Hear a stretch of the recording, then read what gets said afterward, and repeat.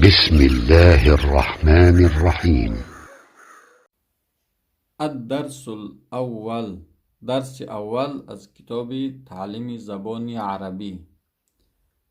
هو وای یک مرد، هم آنها جمع مردها، انت تو یک مرد، انتم شما جمع مردها، انا من هم برای مرد گفته می شود و هم برای زن، نحن مایان مردها یا که زنها، کبیر کلان برای مرد، کبار کلانها، صغیر میده جنس مردانه، صغار میده ها.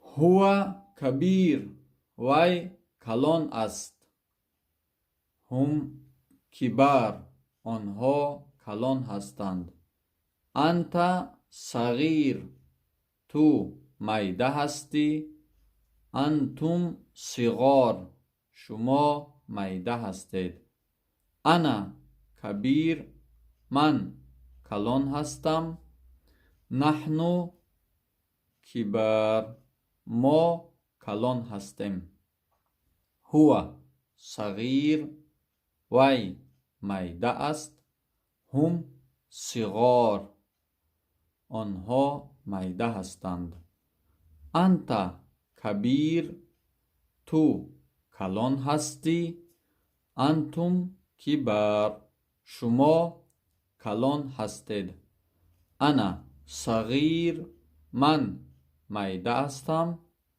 نحن صغار ما میده هستیم.